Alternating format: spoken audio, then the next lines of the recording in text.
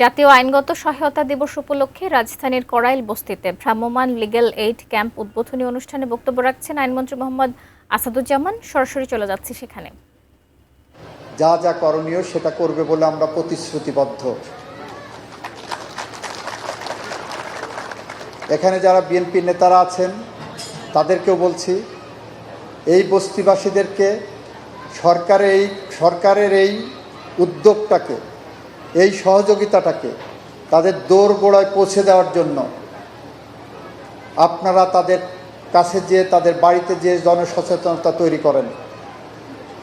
তাদেরকে বলেন, বিএনপি সরকার কথাই নয় কাজে বিশ্বাস করে। তাদেরকে আঙুল দিয়ে দেখিয়ে দেন, যেই দেখো ভোট দিয়েছ, ভোট দেওয়ার পরে হাতের কালির দাগ মুছে যাওয়ার আগেই মাননীয় প্রধানমন্ত্রীর দেওয়া প্রতিশ্রুতি অনুযায়ী বাংলাদেশের কৃষকদের 10,000 টাকা পর্যন্ত কৃষি ঋণ মওকুফ করা হয়েছে।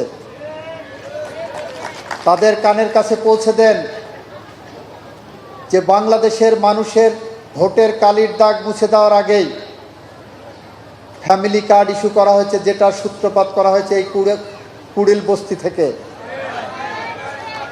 বাংলাদেশের মানুষের কৃষক কার্ডের পাইলট প্রজেক্ট উদ্বোধন করা হয়েছে। মসজিদের ইমাম, মন্দিরের পুরোহিত, সেবক, মুয়াজ্জিন, অন্য ধর্মগুরুদের মাসিক ভাতার আওতায় আনা হয়েছে। ইতিমধ্যে এই পাইলট প্রজেক্ট আমরা চালু করেছি এবং নতুন করে সংযোজন হলো এই লিগ্যাল এইড কর্মসূচি।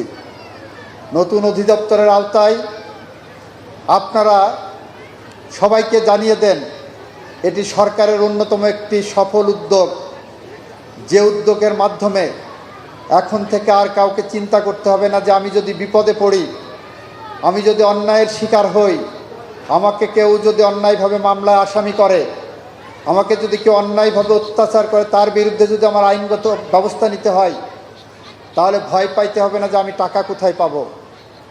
তাদের জন্য টাকা দেবে সরকার, তাদের পাশে থাকবেন সরকার। সরকারের একটি রাজনৈতিক এবং নীতিগত এটা অঙ্গীকার। আমরা চাই এখানে যারা সংবাদ মাধ্যমের কর্মীরা আছেন তারা যেমন পৌঁছে দেবেন, একই সাথে এখানে যারা বিএনপি নেতারা আছেন, এটা আপনাদের দায়িত্ব সরকারের এই সমস্ত কর্মসূচিকে মানুষের দোরগোড়ায় পৌঁছে দেওয়া।